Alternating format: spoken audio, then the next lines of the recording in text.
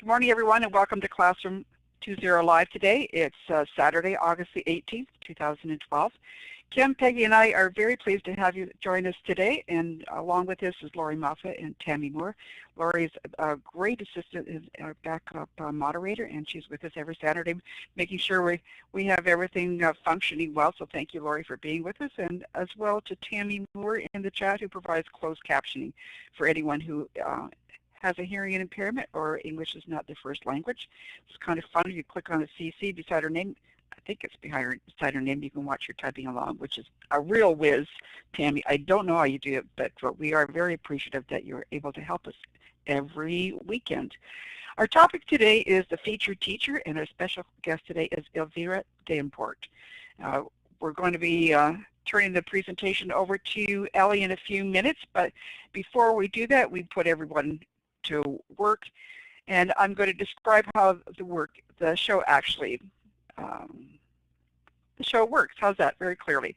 To give you a sense of the chat, it goes by very, very quickly, and so to help you out, we have a archives and resources page on our website, Classroom 2.0 Live, and you're going to find the chat log, which you'll see. Don't worry about if it goes past. So all those links that get dropped in there, you'll get a record of that. We have a full Blackboard Collaborate recording. We have an audio recording. We have an embedded video.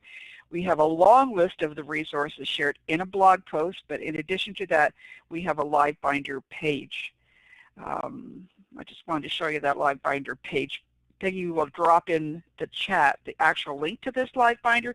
For those of you who are new, it's a great way to curate the resources. So everything that's shared in the blog post and those things that you share during the show that are pertinent to the show, we also post into the blog post and the live binder for you to use at a later time. So it's kind of a terrific tool to use to allow you to quickly go through the resources we've set up for you. Thanks, Peggy. Thanks, Peggy. My mouth's not working yet. Thanks, Peggy, for dropping that link into the chat. I want to go back to the world map, and this is when I said you all have to go to work. So you need to look on the left side of the whiteboard and get the tools, click on the little starburst, and drag your mouse and locate yourself in the world. I'm not going to beat you shambles. You're not there, but he's with us today, and he's in Thailand. There he goes. I was like, see if I could beat you. Quite a few people in the States. I'm in St. Catharines, Ontario, in Canada. I don't know if I have any more Canadians with me yet. And if that little laser party is not working, then just type it in the chat. Look at that. India, Italy, Thailand. Yes, thank you very much, Peggy. So I'm just going to move on now to the other job that I have you to do is to vote. So remember, just above the participants list, you're going to see the icons, the one on the right. You're going to choose yes or no. Have you used Skype either in your personal life or in your classroom? So we're just going to see the results in a second.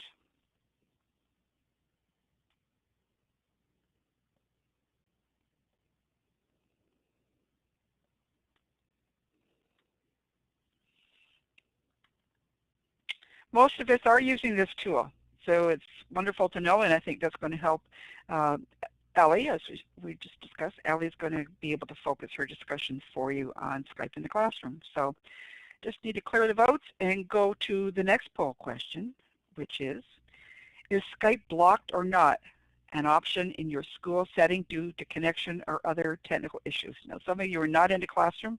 You're not going to be able to give us a vote, but if you are in a school currently, is Skype blocked, or you not have an option for your school setting? So it's yes if you do and no if you don't.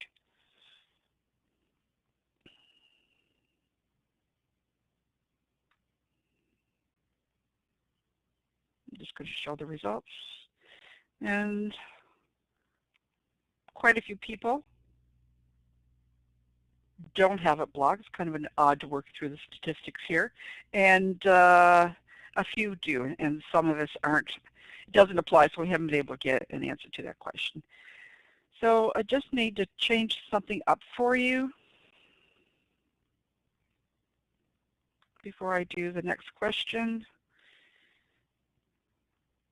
which is, what setting do you teach in? Elementary, middle school, high school, support, and there's a list there for you to choose from, or other, please type it in the chat.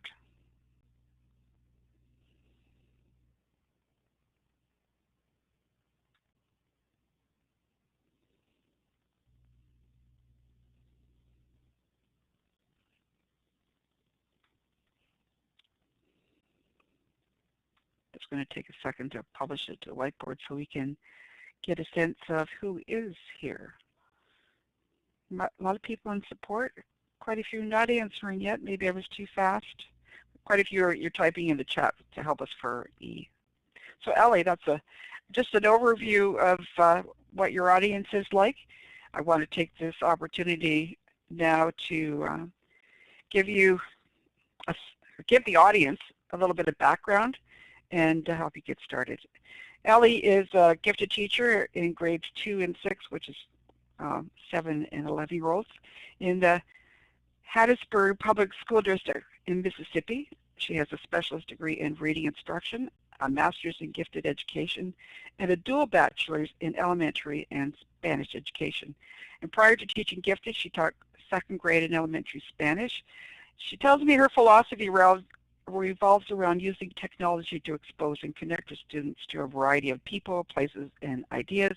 And she likes connecting with educators on Twitter, and she's been very inspired by preachers such as Paul Newgall, Shelley Terrell, Sylvia Tolizano, and Linda Yolis. So they are great people to follow, and I know that you're going to build in some of the things that you've learned from them into today's session, which we're not going to move you into. We ask you, if you want to add something more to your background, please feel free to do it. But we have a question for you, which we do for all our featured teachers. And the question is, what does Web 2.0 mean to you, and why do you use Web 2.0 tools in your classroom? So welcome, Ellie. It's a pleasure to have you with us today.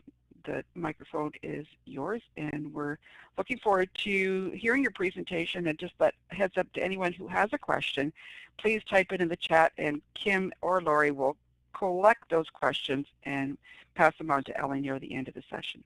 So welcome, Ellie, and take it away. Hi, good morning, everyone. An afternoon or evening, wherever you are in the world. Can everyone hear me? Give me a green check mark if you can hear me, okay? So I can make sure that audio is working. Or a hello or a yes. All right. Well, I think I'm good with the audio. Wonderful. Thank you so much. It is really a pleasure to be here this morning. I'm very honored to be invited to come speak and share with you all the wonderful things we've been doing, exciting projects that we have planned also in our classroom, in my gifted classroom for the year.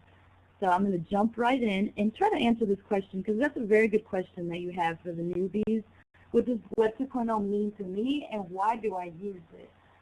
Basically, when I think about Web 2.0 tools, I always compare it to what I used to use in the past when it came to technology, which was the Web 1.0. And when I first started with technology, taking online courses and my graduate courses, a lot of times what I did was just use it to gather information and just read everything online. You know, I'm pretty sure you're familiar with it if you've taken courses or just use the internet when it first started. Just to kind of, it's like a one-way street, I call it. We just read, we gather what we need, and we just go about our business. And so now this whole world with Web 2.0 has really transformed how I just grow professionally, as well as what it can do for my students. It really has transformed my students. And I kind of give credit. I first give credit to my husband, because he's the one who introduced me to Web 2.0 tool, with my favorite tool being Twitter. And I know a lot of you here are already on Twitter, and if you're not, I strongly encourage you as educators to really get on, because that just really, like I said, transformed my world. And my husband kept bugging me, like, you need to get on Twitter, you need to get on Twitter. And I was so resistant. I said, no, I don't need to get on, not yet. And when I did, it just opened up my world. And so because with Web 2.0 tool, what you do at this point, it was different from what I used it before, because I was able to now collaborate and really get that feedback from either the author, the person who was writing the blog post, or just from anything that I was looking up. And so the main reason to answer that question is, why do I use Web 2.0 tool, is because they are collaborative, engaging, and relevant. And also because it has brought the world to my classroom. Let me keep going on over here. So my big thing, when I look at my classroom and I look at Web 2.0 tools, when I was a newbie teacher, when I was newbie with tools, I thought, well, let's use this tool. It's going to be fun. It's going to be exciting. It's kind of like a new toy. When you introduce it to the kids, they're like, oh, this is so cool. And my kids really enjoyed them. So I kind of made the newbie mistake of focusing too much on the tool itself instead of the learning. And now as I've used them more throughout the years, what I'm doing is I'm thinking about what learning is going to take place. It's always centered around the learning now. Well, what can my students do with these tools? How is this going to benefit them? How is this going to enrich the curriculum that we're already doing? And so these are the 4 main tools that we actually use in my classrooms, with Skype being the first one and the most prominent really in my classes that I've used. I've used Skype for about 3 to 4 years now, so I've been using it for quite some time, and my students are very used to it now. But these last 3, quite honestly, Edmodo, blogs, and Twitter, I've only used them last year. It was my first year putting these into my classroom and really putting them into place, and I'm starting to really grow with these other tools, and I'm learning from these other teachers on Twitter. Like as Paula was mentioning, a lot of what she's been doing with Edmodo, and I'm so grateful to my personal learning network on my PLN, because they've been giving me so many ideas and what I can do with these tools and how they can really push the learning for my students. And so listed under each one, as you can see, this is basically what we do with our tools. With Skype in the Classroom, it's mostly like a research tool for us and really an exposure tool, because a lot of our students in our district are very low income. They really don't get to leave their communities very much.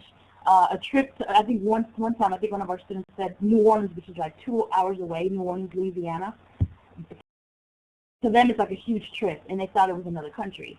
And so when I started hearing that from my students throughout the years as I was teaching, I'm thinking, well, there's something wrong with this picture, because this is part of the United States. They should know that New Orleans is another city in another state.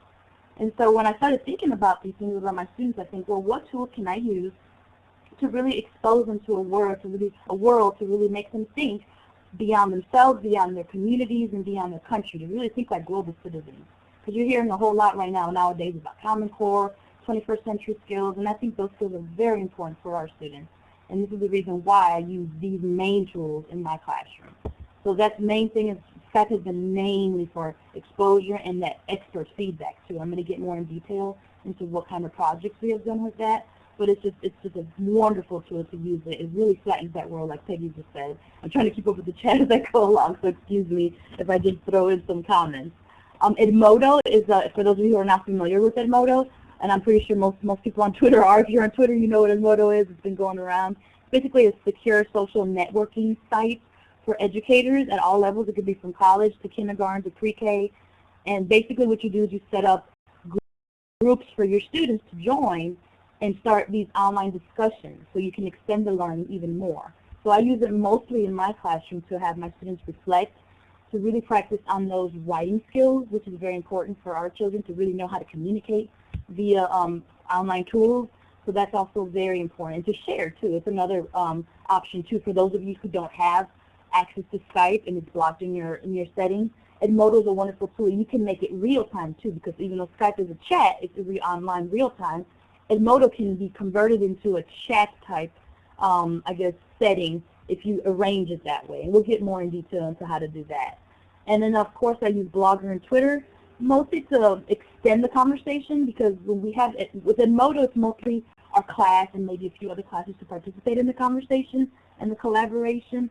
But when you look at Blogger and Twitter, that's when we can really reach out to the world and show off to the world what we have been doing, what we have been learning, and also find other interesting projects.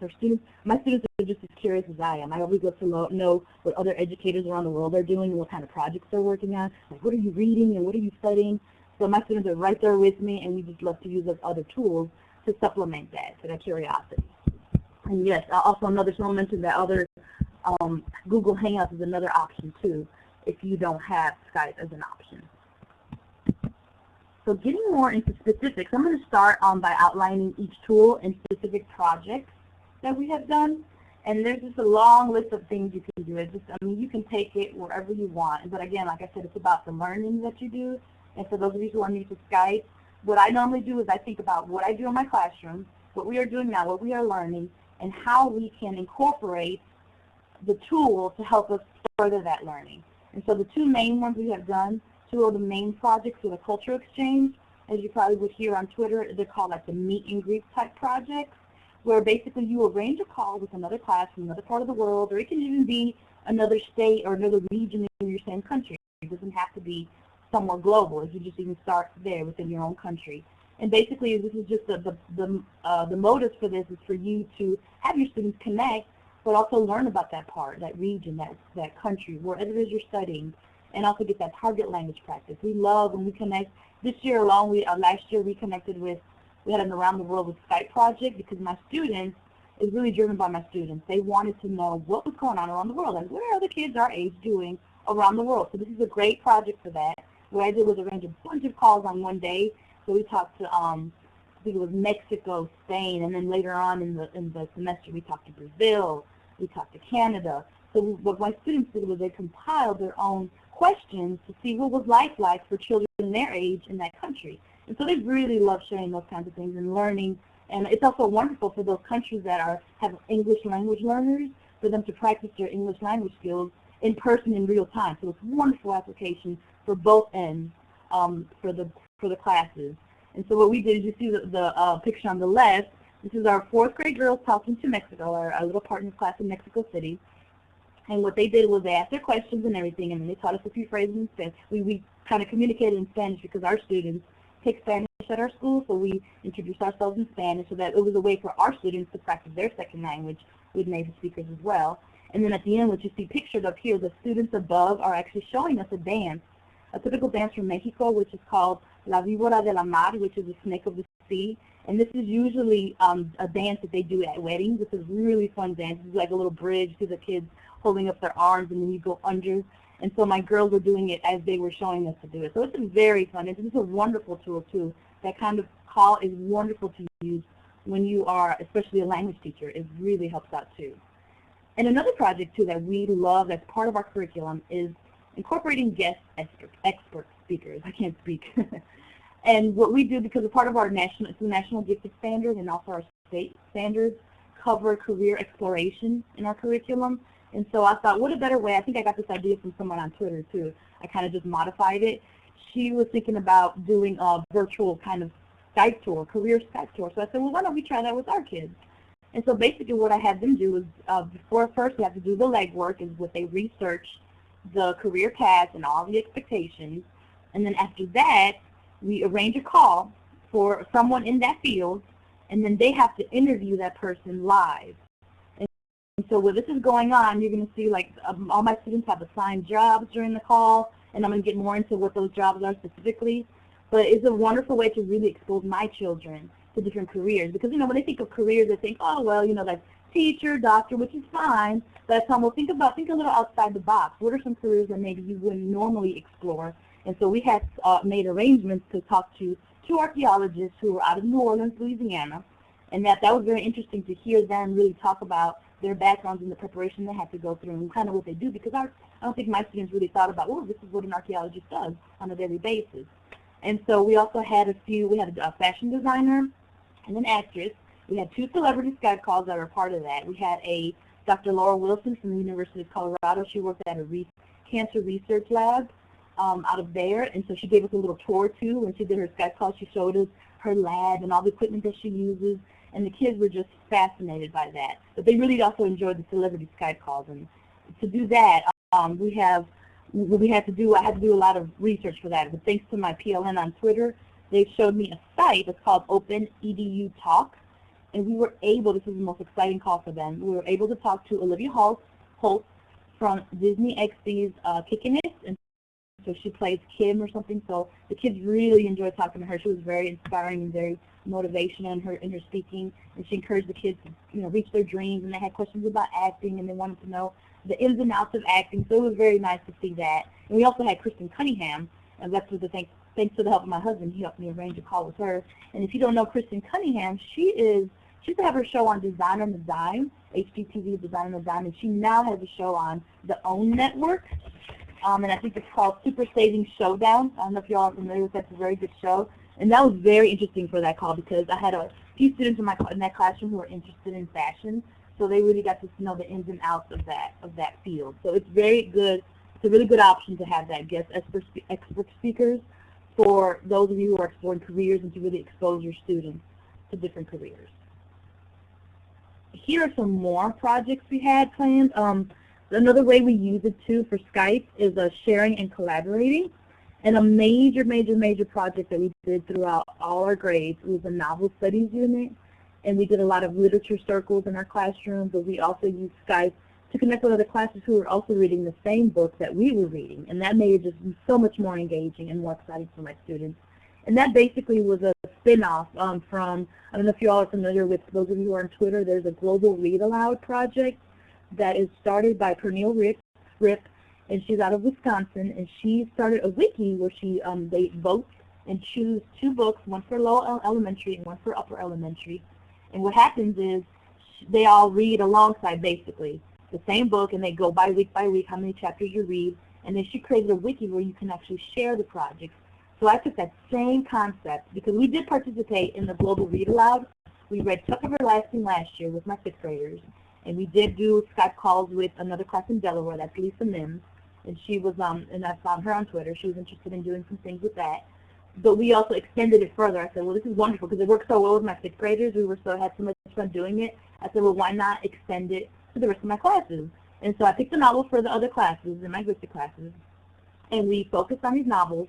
And I went on Twitter. I was very just hardworking trying to get people on Twitter. I went on Skype in the Classroom. If you're not familiar with Skype in the Classroom, is an actual website you can log into to find projects and post projects. And so I got a lot of responses there, and we found several classes to work with. The most successful ones were with our 3rd grade classes. We had Amy Musone from Pennsylvania. She was on Twitter. She participated with our 3rd graders. And also Chrissy Stolen out of Virginia, another person on Twitter I follow. She also joined, and then we all joined together. We had like a group of 4 of us. And with some of us, we did Skype calls, and then we did Edmodo projects, and I'm going to get more into that about what we did on Edmodo. But we read alongside their classes. It was tons of fun. We did live calls where we discuss our literature circles. If you're familiar with literature circles, it's basically giving each student a job or a task. So after they read a certain section of the book, what they did was complete an assignment, or it's kind of like a task. Like we had one person who would be the illustrator, so they would illustrate a scene from the book and have their group guess. Another person would be the word finder, and they would look up words that maybe other people may not be familiar with and kind of reinforce that vocabulary. And we also had a connector in the group as another role, and that connector, what they did was make a connection between what they read in the section for that week to something that maybe happened in the world, on TV, or another book that maybe they have read. And so there's all these little jobs going on with the literature circles. Each group had different roles assigned to them every week. And so basically what we did, and we normally do this in our class, what we did with Skype was share our findings for that week. So if we read the same chapter with Lisa's class for that week, then we would share our illustrations, and we would have we would have each class guess the scene for the illustrator job, or we would have them share their connections, and we would discuss. So basically it's taking that literature circle concept and just making it more engaging, because now you're connecting with another class who's also reading it. So we really enjoyed doing that with the Skype. And we also had something, Amy Musone was so creative. I love working with her. She has such great ideas. She teaches 3rd grade. She created the character trait game for our novel studies. And basically what we had was each class come up with words to describe different characters in the book, and then each class had to guess what character are they describing, and also provide a rationale for their justification for their answer. And that was a really important element right there, was having our kids really cite the text and really dig deep, because a lot of times we just like to guess and then we were right or wrong. You always have to provide a justification. We try to push it a little bit further with our students. So my students really enjoyed the character trait game, and it really got them to really think about vocabulary and character development. And then another thing we did was sharing collaborating too. If we don't have a big unit going on, like the Skype novel studies, that's like a whole semester we took. For the novel studies itself takes a whole semester in my class, because we have to read the book and we have to work on mini projects. But if you're not working on a main project like that, let's say you have little projects going out throughout the year like we have in Gifted, we just have tiny mini projects, it's never ending. We like to always find an audience with Skype. Skype is a wonderful way to really have your students share what they have done, but also get that instant feedback on their work. And that's really important for our kids, because they have to learn how to communicate and how to present what they have learned to other people outside themselves. So that was really important, and I think that's something that we're going to continue doing throughout the year. Yeah, the audience really does make a difference. Also with another great, and this last part right here, this last section, the problem solving in games, it's been fun. We definitely love discussing it, but there's also a fun element to this other part because it's just problem solving. It's also important too. When you think of problem solving, you think a lot of these 21st century skills, they involve collaboration, they involve your students really taking on a more active role rather than just being passive learners. They really have an assigned task to them. And so we really like to really dig into those problem solving and game section. And one very popular example is the mystery Skype, and that's been going around Twitter a lot. If you're on Twitter, basically the basic premise of the mystery Skype is you have two classes. They don't know where they are located. And what happens is the teachers arrange the calls, and then each class has to guess through a series of yes or no questions whether or not, well, not whether or not, they have to guess through yes or no, you have to ask yes or no questions, have to guess the exact location of your partner class. And so it takes a lot of collaboration and a lot of group work and team effort for that kind of call to take place, because with this one we start incorporating more of the Skype jobs, so each individual student in each class and in each one of the classes has a job and a role and a task to make sure that the whole collective unit gets to the goal or the desired goal, which is to find out where they are located. And so we tried two different calls. The Mr. Said we did the U.S. calls, which are very popular and very fun, but we also tried to do it globally. And the global one, let me tell you, it just blew my students' minds because it took us literally all day. We found, I found another class, a person that I connected on Twitter, Shannon Emps out of Canada. And so, yeah, it was really fun when we did that mystery Skype call because our students really worked hard, and we didn't even know how long it took until it was over because we were just so engrossed and so invested in trying to find out where our new friends were that our kids are like, it's time to go already. It's kind of one of those calls that you're like, we're so, and we even had to break for lunch and everything. So it was a lot of fun. I really recommend that mystery Skype calls. Really reinforces those collaboration, 21st century skills, and geography skills as well. And another one we've been doing this last year was the Math Skype Buddies. At my school, what we do, we have a specific time during the day, 30 minutes at the end of the day, around 2:30 to 3 o'clock Central Time. It's called our Tea Time group, which is our Teaching Enrichment Activities group. And our focus this year was to do math. We have to do a lot with math and try to push our kids to apply those math skills and go a lot further than they can go. And so what I did, basically what I used to do, my first year teaching Tea Time was my first year teaching Gifted. I basically just made it all games, and we did a lot of projects, but we just kept it with our group. And then I thought to myself, well, why not try Skype to make this a little more fun, a little more engaging? And so what we did, we basically the same games that we would play or projects that we would do, basically with each other. We just took it online, and I went onto the Skype in the Classroom website and posted that project, and that's where I got the most feedback from. A lot of teachers were interested in doing those kind of reinforcement skills, and it was a nice little, 15-minute, 20-minute game that the students can play, but they think they're playing, but really what they're doing is they're trying to problem solve, and they're learning in the process. So I want to show you a quick video. I asked that when I post this, I'm copying it right now, to go ahead and just give me a minute to put it on. Let me see, go to the web page. And I'll let you know when you can play it so that we can all watch it at the same time. So let me see, it's not giving me, let's see, the Edmodo. I think I'm having a little tech, there it goes, it's coming. So when this comes up, give me a second, I'll let you know when to go ahead and hit play. It's just an example of a video of a game that we played called 0 to 99 with my students. So is everyone seeing, you can tell me in the chat box, is everyone seeing the, here's a link to at the bottom too. Can everyone see the video? Yes? So go ahead and hit play and watch it, and when you are done, please give me a green check mark when you are done viewing the video.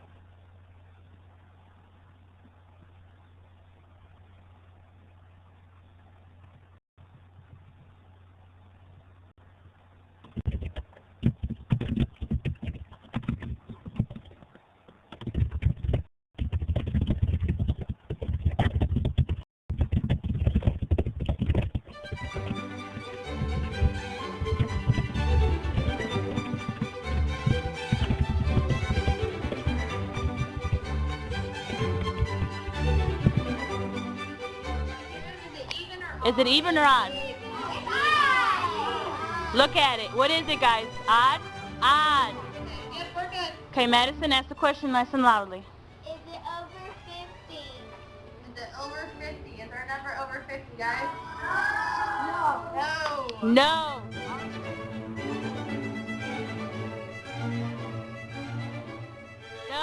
Our class, mark your boards. Question keepers, you got it? Okay. Give us a second, guys. Olivia, why don't you come ask the question?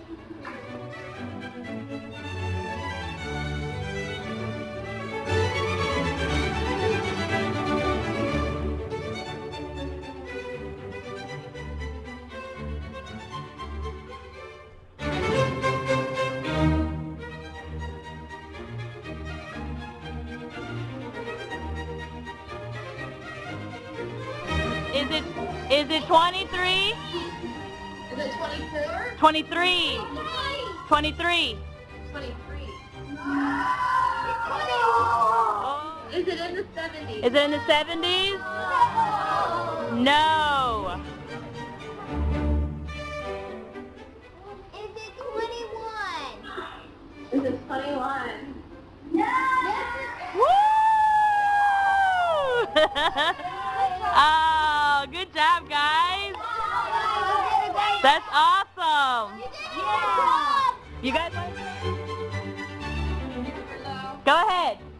Okay, is it 85? Go Oh, good job. ahead and just type in when you Awesome, are done guys. or give me a green check mark.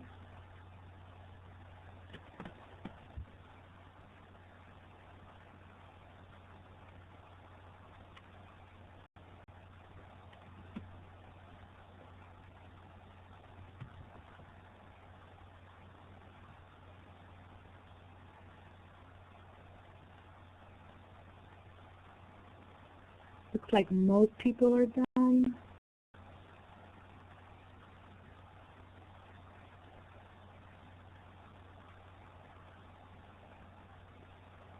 Okay, looks like most people are done. If you want to go ahead and view it later, if it's not working for you, I think Peggy put in the link, and I think I put it in by accident too. But I'm going to go back to the whiteboard now. Thank y'all. I love the excitement that my students show. Oh no, something stopped working. There we go. My students are just, that group right there was so dynamic, and they absolutely love connecting. I mean, the question of the week for them, or every day, because I get to see them daily, was, are we going to Skype today? That's all they wanted to do. And it was so much fun with that little group right there to enjoy, and they just really, and that group, let me say, at the end of the year, they scored the highest on their test scores for like the 9-week test. They really just really scored the highest on all the grade levels. So I was very, very, very impressed with that little group. They were so motivated and they worked so hard. So thank you for that. You can always go back to that. In that game, I think I have a post on there. If you go on my blog, I have a post of the directions of the game. If you go back, and it'll tell you exactly how to play it, and it tells you exactly the jobs that I use. And then that kind of segues into the Skype jobs. I love assigning Skype jobs. If you are an expert user of Skype, you probably do this already in your classroom, but if you're a newbie, like I was, Skype jobs are just the way to go. And it's just, a lot of people use it for more collaborative type calls, like that game you just viewed, or even the mystery Skype calls, because we have to all work towards a common goal. And so these are the main jobs, but you can also assign them too. Before I go into them, you can also assign Skype jobs. They work wonderfully with other calls too, like when we did the novel studies and things like that, because, you know, our kids, like, especially with my kids, who've been doing it for a while. I mean, it's wonderful. When they first started off, they were very attentive to Skype, and it was, you know, all one computer, and they were looking at one camera. It was fun in the beginning when it was new, but then after a while, they kind of started getting a little bored, and they get a little antsy, so that's when I started assigning Skype jobs for my students who've been doing it for a while, because that keeps them really engaged, and it gives them something that they need to accomplish at the end of the call. And it's also a wonderful way to assess what they have learned, too. So these are the main calls that I use for everyone, the main jobs I use during my calls. I call the top one of the superstars, or they are kind of the people who speak, and they are the ones who are in front of the camera, in front of the hot seat, and I just love being called the superstar. Then you have the question keepers, who are also there. They kind of circulate around the room. They have a little clipboard, and they basically take the questions that people may have during the call, and then we save those, we compile those at the end and take them to the superstars to ask during the Q&A session of our calls. You have runners, too. And the runners, what they do, they're kind of like the messengers. When you saw that game, I don't think you saw much of the runners, but they're basically, when I have the real large kind of groups, and they have that, like that math game you just saw, I had 2 runners because I had to divide my group into 2. Even though we are one team, I had 2 groups and 1 runner for each team. who would give their answer and pretty much relay it to the superstars when we had a response. We have a videographer, a photographer to take pictures and all. Most of these pictures are taken by my students, by the way, too. And then we have blog writers who are summarizing the call, and they're responsible for, as it's happening, but then after the call, they have to clean it up and then summarize what they have learned on our class blog. Then we have back channel writers, that's with our Twitter account, where I have them do, and you can also do this on Edmodo. I know Paula does this on Edmodo. Is you set up a group, or you have them tweet from a live account, or you can even use, I think they have to educate, and they have all kinds of, and Today's Meet is another good one.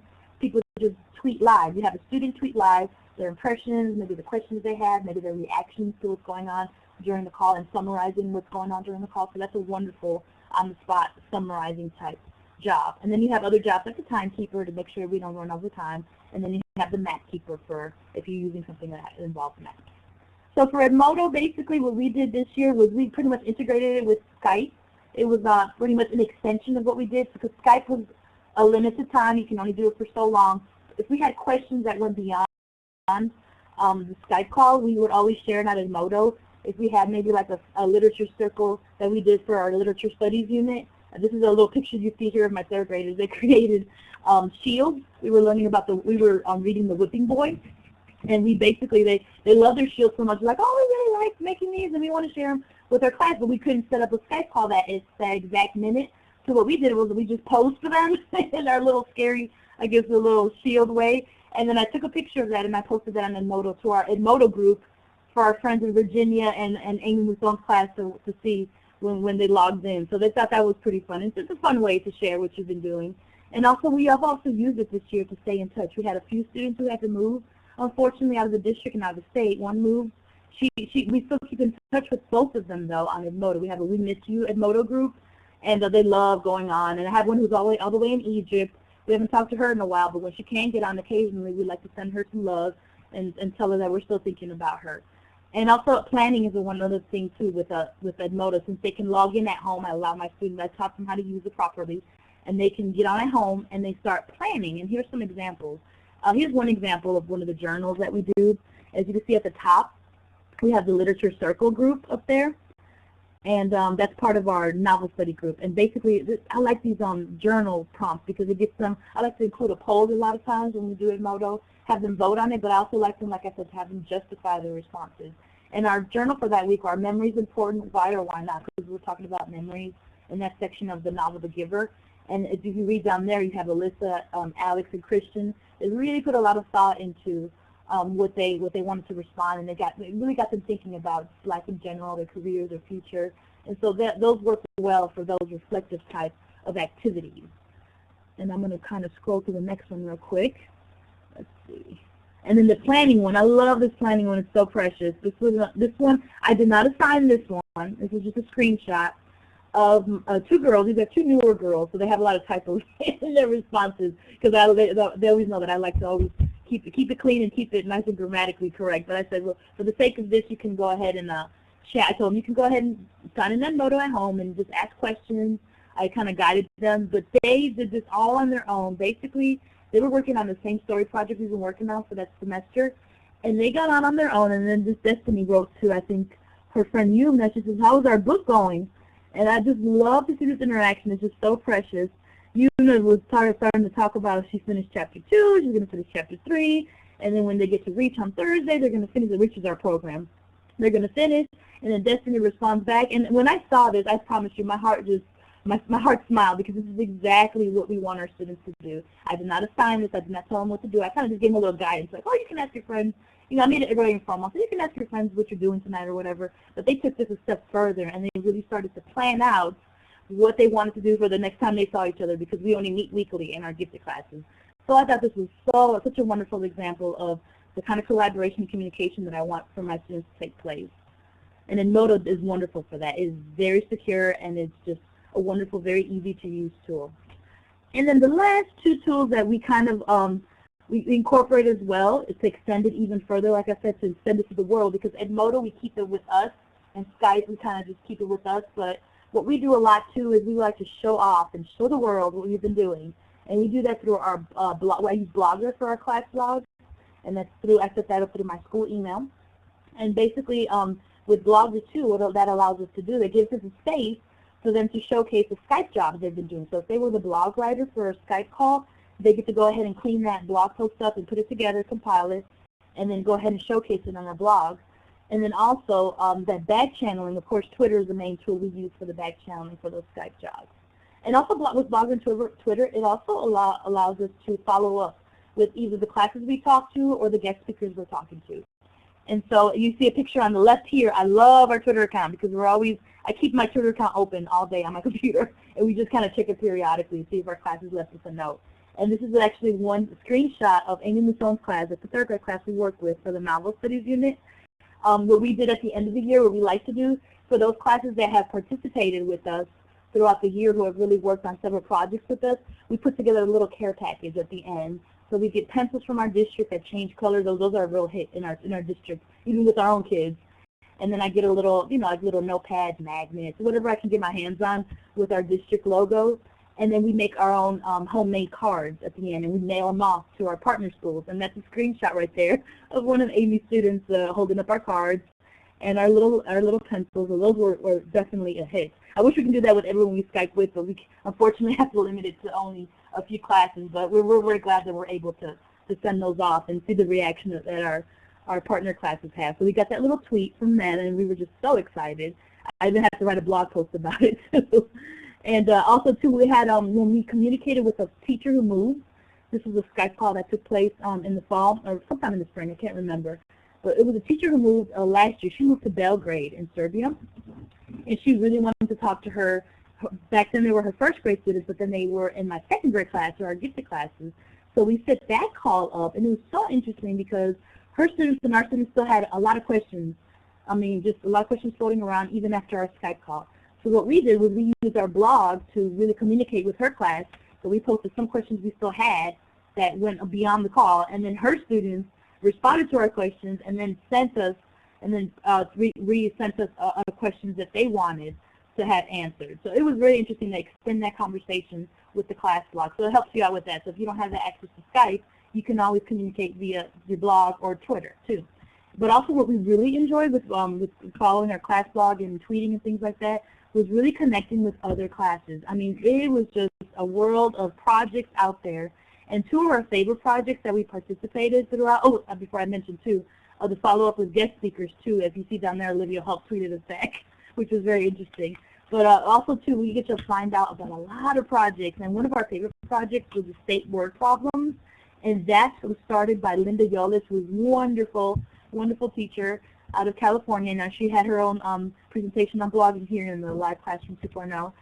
But she did a state word problem where her students used their California state symbols to create math word problems. So my T-time students were like, oh, that's so cool, Missy. Let's try that. I was like, okay, let's go ahead. And so they did their own Mississippi problems, and we posted it on our class blog, which is down there. And I know Peggy already posted that too, the estimation station too.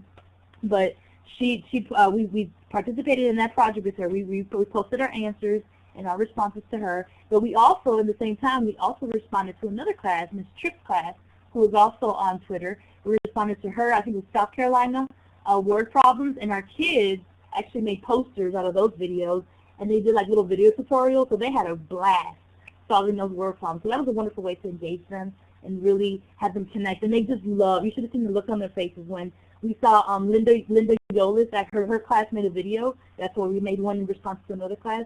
But when Linda made a video and responded to our Mississippi problems, I wish I would have recorded the reactions my students had on their faces. They were like, no way, they answered our problems. You know, and I told them, yes, that's the whole point. Do you see that when you post things on your class blog, people can respond, and it's a wonderful way to learn. You don't have to always just learn with people here in front of you. You can always learn with your friends in California, with your friends in South Carolina and Canada.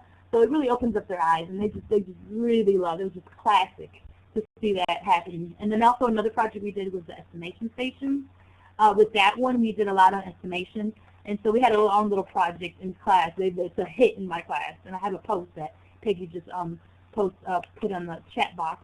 Was we had to because I had to teach them the difference between guessing and estimating. So we filled these little containers with whatever, beans, rice, whatever, pieces of candy, and so we had to estimate how many objects were in the container, and there were different size containers. So we did that with each other, but then my students were like, why can't we try this with our friends? And I thought that was a wonderful idea. So I got onto the Skype in the Classroom page and posted a project, and we were able to play the same estimation station with our partner classes, and it was a lot of fun. And it was interesting to see our friends in Canada, the kind of objects that they had in their containers, because I think one that was really cool was they had hockey cards. They're really into hockey, and they showed us a stack of cards, like a big stack of cards, and we thought that was pretty interesting to see all that, because we get to learn a lot about everything. We can learn about their culture and just all kinds of things that they value. And so that's basically, in a nutshell, the projects that we have been working on. And just some final thoughts before I conclude. When you're using, like I said, when you're using learning and all these tools, make sure that you, as teachers, I mean, these Web 2.0 tools can help you grow professionally too. And that's what I try to stress a lot to my teachers at my school or friends that I have who are in the education field, is that social media is out there to help us. And there's so many willing people who are just willing and able to connect with their classes, but also give you ideas via their blogs, via their classroom blogs, and they're just so helpful. These people on Twitter are just so helpful. My PLN has just really guided me throughout this whole process. So I really, really encourage you to really take advantage of Twitter, the Skype in the Classroom page for if you're using Skype. I mean, there's just so many things out there that you can utilize, but those are the two main ones that I really take part in. And also to become familiar with your terms of agreement for each tool. I always think about developmentally what would be the best for my students. Like, for example, I wouldn't set up a Twitter account for each one of my students because it's not developmentally appropriate. But as a class, if I'm the one setting up the account and I'm monitoring what they're saying and what's being said to them as well, because I have to also monitor that, so to be very careful to protect our students from certain things, make sure that we do that. But things like Edmodo, though, that's a very secure network, and that works so well with my students. It does not require that my students have to put in an email address or anything like that, any personal information. Also, too, keep in mind as you're teaching your students these tools, you want to make sure that you also teach them cyber safety and netiquette and things like that, the basics. I start off my whole year with that unit. It's just teaching them what cyber safety is, what they should and should not do, because at the end of the day, you want them to be safe and protect themselves, and that's important. And that goes along, too, with what is your district use, what's their acceptable use policy. So make sure you double check that before you dive in. I make sure that we check, to make sure that forms are signed and that these students are able to use these tools and things like that. So we have to make sure the permissions are in place and everything is in place before they start using these tools. And also remember that it's always about the learning and not the tool. So like I said, center around your learning, do what you normally do, but just think of how could Web 2.0 make it better, how can it help your students, because at the end of the day, it's about what they learn, not what they're using. And so that just basically concludes my presentation. Feel free to connect with me. My Twitter, I'm always on Twitter. I love sharing and collaborating and connecting. Is at L_gifted, and I go by L. That's just my informal name, L online. But my professional name is Elvira, so either way, you can call me whatever you want. And my blog is down there, thelanguagejourney.blogspot.com. And I always document a lot of the stuff that I do with my kids there. I get more technical. I get more into teacher mode and teacher talk. And the class blog is a little more fun, though. It has a little more fun to it. So that's usually, I'm trying to get my kids to do more of the writing on the class blog. Right now they're kind of inserting their pieces here and there, but I want to get it to the point where they're the ones who are telling me what's going on the class blog. But we also outline our projects there and all the things that we have done. And then Edmodo, too, you can feel free to contact me there. It has my page at the bottom. And if you have any questions, go ahead. Now is the time to ask, or if you want to share any of the projects that you have done.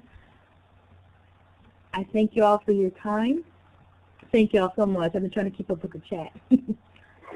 Great. Thank you so much. I took down a couple questions for you. I believe I heard that there was a hand raised, but I'm not sure. But those were fantastic ideas, especially with third graders. The amazing results you're getting, and that just shows what technology can do to help enhance and really amp up the production and performance that you can get whenever you use technology with students. I'm going to, Paula, let's see, it looked like Peggy said Paula has something. So, Paula, let me give you the mic. Hi, everyone. It's so great to be here.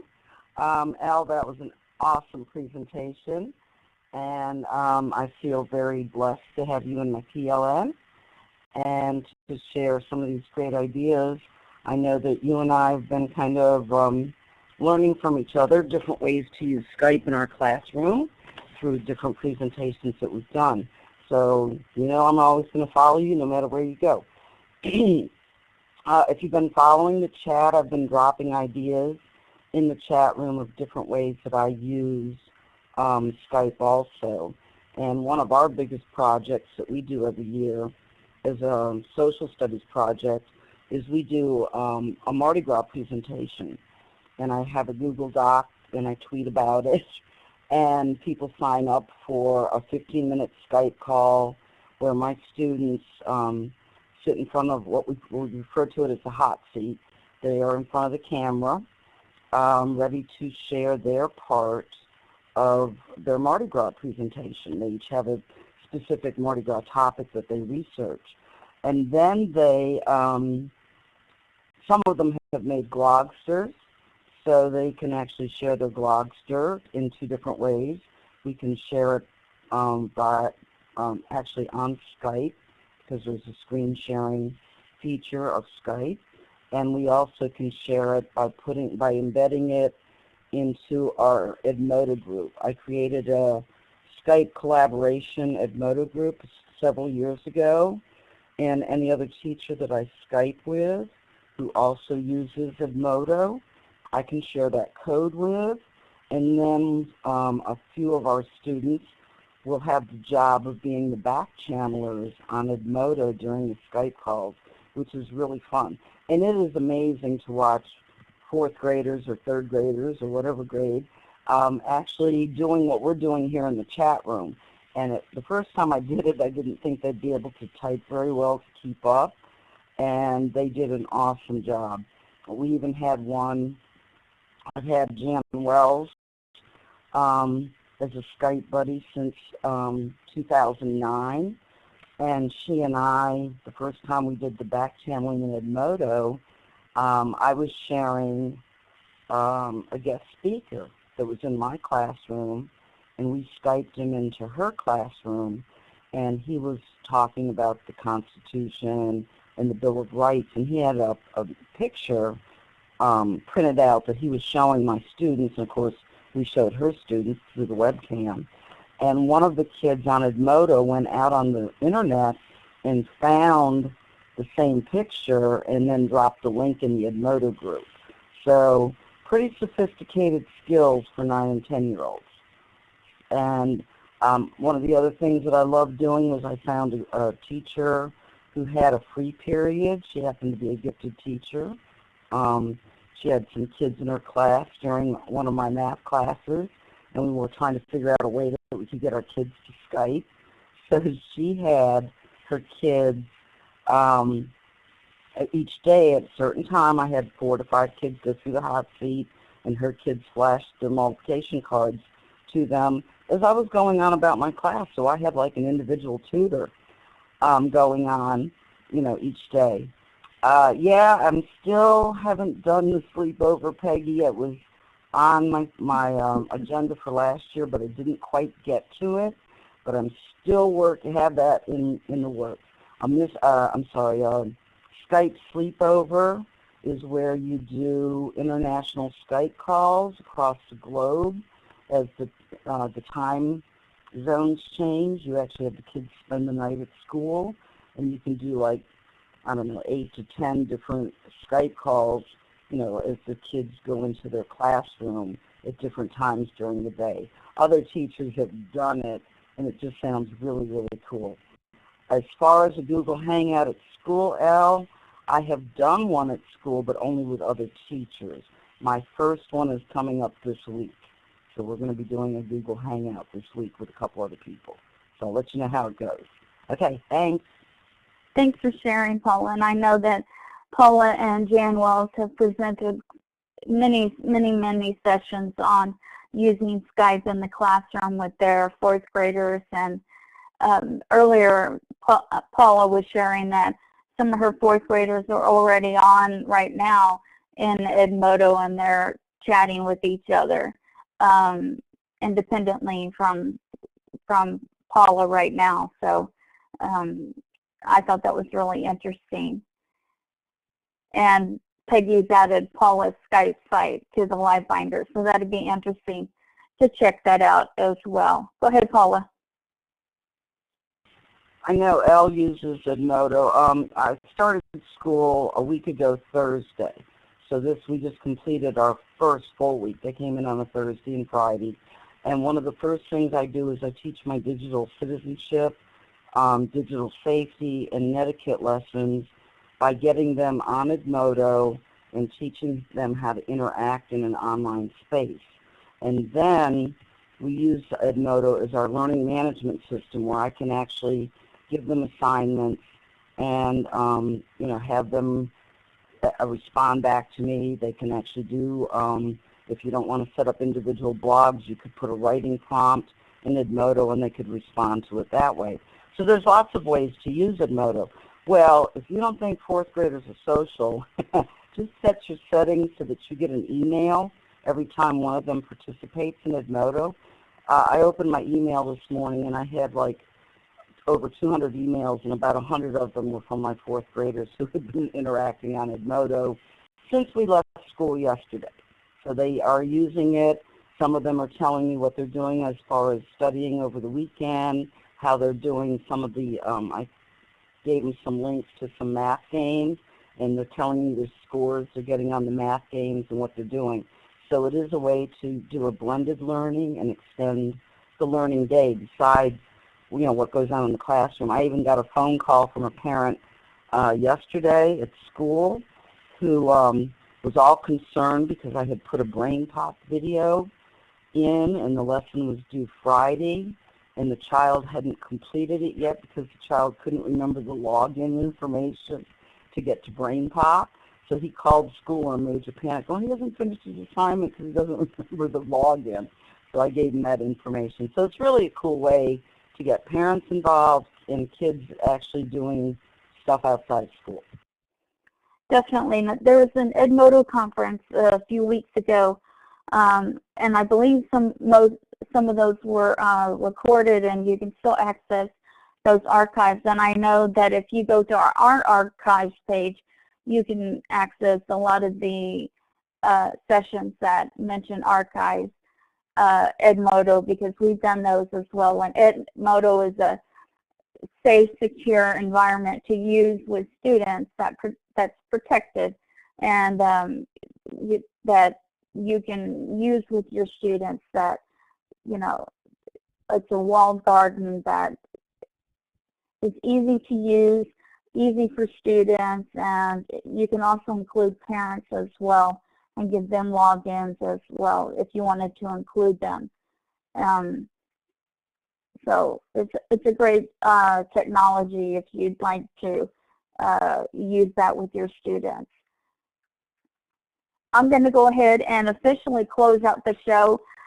We want to thank everybody for coming today, but if you have additional questions, we welcome you to stay on and continue to ask questions of Elle. These are some of the sessions, and I know this is kind of difficult to read, but their Learning 2.0 conference is going on as starting on the 21st, which is coming up Tuesday. And these are some of the keynote speakers that will be presenting that, and Steve Hargadon is going to be moderating and helping out with that, and I think he's going to be speaking as well. So we encourage you to check out the Learning 2.0 conference. That link is going to be part of the LiveBinder as well. So there's also, somebody asked about the chat. There will be a full chat log posted later this weekend that will have all of the links, as well as all of the links shared will also be in the LiveBinder. So you can access them through the chat log, or you can access them through the LiveBinder. So, because I know great thing, there's a great conversation that happened today. So I know you're going to want to access those links as well. So you'll be able to do that either way, through the chat log or through the Whiteboard. And this is the link here through the Classroom 2.0 name. If you'll go to that site right there at the Learning 2.0, you'll be able to access all of the sessions that are coming up and see the entire schedule and all of the information. It is a free virtual conference, and you'll be able to see who's presenting. I'm not sure if they're still accepting proposals, but you can check and see if they are and see who's going to be presenting and check and see what's going on with the conference. On August 25th, we're going to have Danica Barker, who's going to be presenting on using Web 2.0 tools in the high school English classroom. And September 1st, we're not going to have a show in honor of Labor Day in the United States. And September 8th, we're really excited about this. We're going to have the TJ Shea, who's going to talk about the International Dot Day and some of the Fable Vision Ambassador. And if you're a Fable Vision Ambassador, we hope you'll join the show that day. And September 15th, we're going to have the people from Class Dojo. So if you use that, we hope you'll join us that day as well and share how you use it. If you know a great educator that you'd like to have on the show in the future, we ask that you please give us their name and email address so that we can contact them and have them present for us, just like Elle did today. And there's a form you can fill out. It's in the live binder. You can also fill out their name on the survey today. But if at any time, you can go to tinyurl.com/CR20Live, featured teacher, NOMINAT, and put down their information, whether they work with teachers or just students or both. We'd love to have them present for us. So please be thinking about that and share that information. And as soon as you exit the session today, a survey will open automatically in the browser for you. You don't have to do anything for that. Or if you're watching one of the recordings, you can, and you'd like to request a professional development certificate, you can go to tinyurl.com/CR20Live survey and then request the professional development certificate and give us feedback on the session that you watched or participated in, as well as suggest future topics and future presenters. And make sure you put your name and email address if you'd like the certificate, and Peggy sends those out. And give us a bit of time. She's very dedicated to getting those out, and we're very grateful for her taking time to do that. And if you'd like to subscribe to our iTunes U channel, you're welcome to do that. You can take us with you wherever you go on your iPod or iPhone, iPad. And if you just go to tinyurl.com/CR20Live, iTunes U, all one word. That will automatically open the iTunes U channel for you, and then you can subscribe to the MP3, MP4, or both, and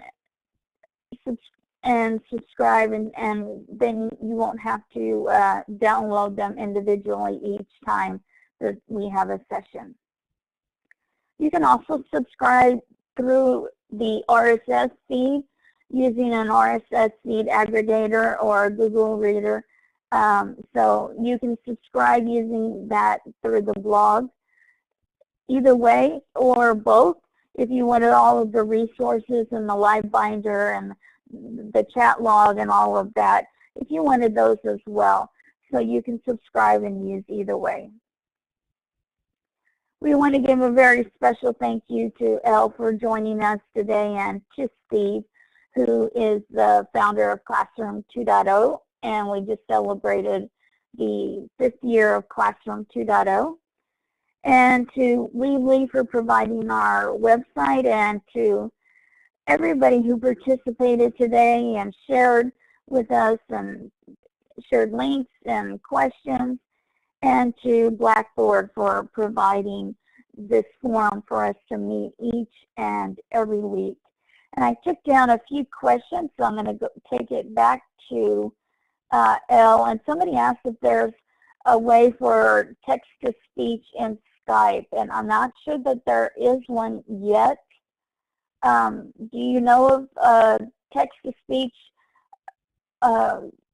plug-in or option, Elle, in Skype? I don't know of anything like that. That's a really good question, but I know we just have that chat option, just, text to text. But yeah, no, I'm not familiar with. Would anybody know, Paula, do you think? Have you heard anything? Or maybe if there's any, I wonder if there are any tools out there I guess you can use along with Skype, but I'm not familiar with those. That's a great question. I'm sure there are tools like on the iPad that you could use to supplement, but as far as within Skype directly, I don't believe there are any yet. And another question was, what setup did you have to project the Skype conversation? It looked like you had 2 big TVs. The setup I used was basically, it was really, I call it old school. It was my laptop, and I had a projector that was connected to my laptop, and I was just a screen. That's actually a regular projection screen. Because I went from a smart board, and then my smart board was taken to another classroom, because we had another classroom added at the beginning of the year, and so I just went to the regular projection screen. So it was a very simple setup. Okay. Because people were curious about what you needed if you were going to use a phone to connect to a projector. They were talking about using a smartphone, what kind of cables or adapters you would need to connect to an HDMI cable. Right, that's out of my expertise. I'm pretty sure there's a way, but I know I heard people talk about connecting with iPads, because the Mexico school we connected with, they were using an iPad and they were projecting it, because there are apps that you can download to your iPad so it can read your projector to go ahead and project. But with the phone, I'm not very familiar. I'm pretty sure there's some apps available to do that. I would do some research on the app market for like projecting. I'm not sure where to even start, but that would probably be the best bet, to try to look for some apps with a smartphone. I know a lot of people use Reflection. That app is $14.99, and you can use that to project just about anything when you're trying to use the iPad when you're projecting up onto any type of projector or TV. The next question I had was, is anyone using augmented reality with Skype, like Second Life and those kinds of things? I haven't used it. I would be interested to see what that looks like. And Paula? Al, have you ever tried to do more than one Skype call in your room at the same time? Great question, Paula. No, I have not, because I use the free version, and you have to pay to get that feature to do that. And even now, I think I've noticed with you were talking about the sharing screens. They're starting to add more features where you have to pay. So an alternative that I'm going to start switching over to is the Google Plus Hangouts that you, Paula, and other people on Twitter have introduced me to. Because with Google Plus Hangouts, I'm able to do up to 10 calls for free. Whereas with Skype, you do have to pay to get that feature. So for those of you who are interested in doing more than one classroom call, you do have to be aware that that is a feature you do have to pay on Skype. But there are alternatives, like with the Google Plus Hangouts. So that's a great question. I have not. Actually, Elle, what I meant was, did you ever try to have, like in one part of your classroom, a computer with a kid on a Skype call, with someone, and then in another side of your room have a kid on a different Skype call. I see what you mean, Paula. You talking about like individual calls going on at the same time? No, we have not tried that. I think I want to try to explore with that a little more because we have Mac computers now in our classroom. So that would be something very interesting to make the literature circles even smaller. Would probably be something to try out. But can you share with us, Paula? Have you tried something like that in your classroom? How would you manage something like that for newbies like myself who haven't tried it yet? I have not done it, but when we did a session with Len Horn from Arizona and Peggy, I forgot the other lady's name, they had done it within their classroom, but they used a tool that I wasn't familiar with to like set it up. So there's a little bit more. Yeah, Kristen. There's a little bit more to it, so that you're not interfering with each other's Skype call, but I don't remember exactly how to do it. Just curious. Yeah, it would be interesting to learn more about that. That's something that, like, especially like I was saying, for the smaller group tasks, like if I have a project going on with smaller groups, it would be interesting to see how that would take place with Skype. I know other classes have done it. I think, didn't Aviva did it? Aviva out of Canada? I'm not sure. Yeah, I got to be part of her, when there was like I think it was like a 2-week period when Skype offered the multi-person for about 2 weeks. So she jumped on it really quickly and tweeted out and asked us, who wanted to join. So we did a 5-person Skype call. It happened to be near Christmas, so we all sang Christmas carols with each other. And it was really funny because she was actually doing her Skype call from either her cafeteria or auditorium with 700 kids, and I had a first grade class up in my 4th grade classroom, so we had about 850 people participating in that Skype call. It got a little loud and rambunctious, but it was fun, but it didn't last long, the free part. That sounds like a lot of fun. Oh, wow, that's great. Thank you for sharing, Paula. Does anyone else have other questions? These are great questions. Were there any questions that I missed that you got? Yes, Kim, I have 2. The first one, do online whiteboards work in Skype, or does Skype work with online whiteboards? I guess it could also be asked that way. Online whiteboards, I'm not sure I understand what an online whiteboard is. Because I had the whiteboard I used. Whiteboards. Like these interactive whiteboards, like these, if you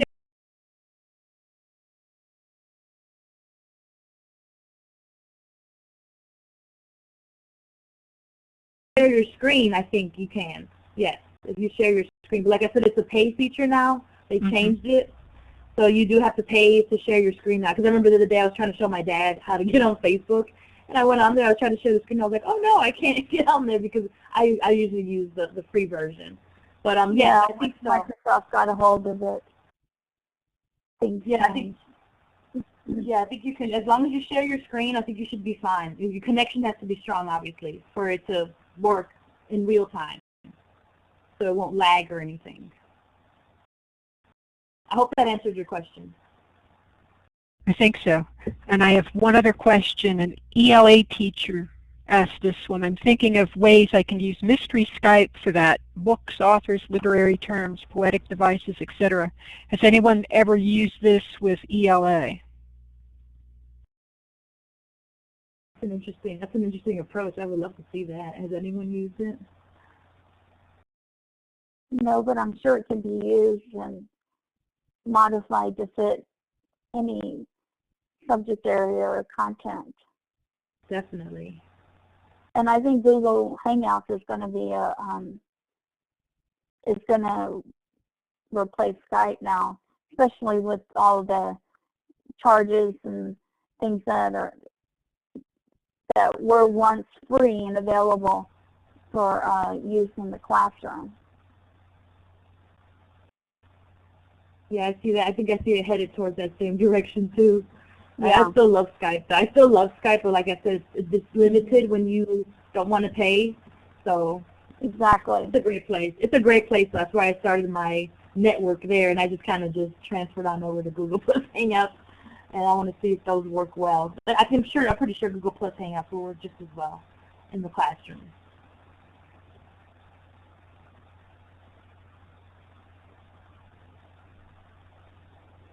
And Skype will be having ads on our free version.